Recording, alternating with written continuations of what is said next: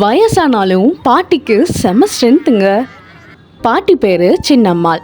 இவங்களுக்கு 74 வயசாகுது. ஈரோடு கவுந்தப்பாடி புதூரில் ஒரு வாடகை வீட்டில் பாட்டி குடியிருந்தாங்க. திருமணமாகி குழந்தைகள் இல்லாமல் கணவர் மட்டுமே பாட்டிக்கு துணையாக இருந்திருக்காங்க. 13 வருஷத்துக்கு முன்னாடியே கணவர் இறந்ததால் தனிமையில் சின்ன சின்ன வேலைகளை செஞ்சுட்டு காலத்தை கழிச்சிட்டு வந்தாங்க. வயது முதிர்ச்சியால் 3 வருஷமாக வீட்டுக்காரர் உயிரோட தான் இருக்காருன்னு சொல்லிக்கிட்டே இருந்திருக்காங்க.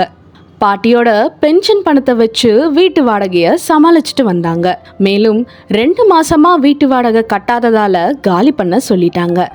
வேற வழி இல்லாமல் ரோட்டோரத்தில் பஸ் ஸ்டாப்பில் கடை முன்னாடின்னு தூங்கிட்டு 2 மாசமா சாப்பாட்டுக்காகவும் யாசகம் எடுத்துக்கிட்டு இருந்தாங்க. முதல்ல பாட்டி வரமாட்டேன்னு பயத்தில் அடம் பிடிச்சாங்க. அவங்களுக்கு விருப்பம் இல்லாதனால ரெஸ்கியூ பண்ண வேண்டான்னு முடிவு பண்ணி கிளம்பலான்னு இருக்கிறப்போ தான் பொதுமக்கள் சொன்னாங்க, சிலர் போதையில் பாட்டியை அடிக்கிறதாவும் கொசுக்கடி நாய்கள் தொந்தரவாலையும் பாட்டி கை காலில் காயம் இருக்கிறதா தெரியப்படுத்தினாங்க. அப்புறம் கொஞ்சம் கஷ்டப்பட்டு பாட்டியை ரெஸ்கியூ பண்ணதும் அவங்க ஆரம்பத்தில் கோவப்பட்டு கத்தி பிடிவாதம் பண்ணதை நினச்சி வருத்தப்பட்டு மன்னிப்பும் கேட்டாங்க. கோபியில் இருக்க நம்ம அச்சயம் ஹோம்ல சேர்த்தி பாதுகாத்துக்கிட்டு இருக்கோம்.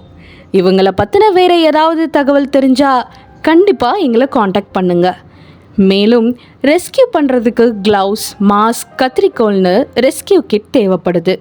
உங்களால் முடிஞ்ச நிதியோ பொருளாகவோ உதவி செஞ்சால் நல்லா இருக்கும். மறக்காமல் வீடியோவை ஷேர் பண்ணிடுங்க. நன்றி நண்பர்களே.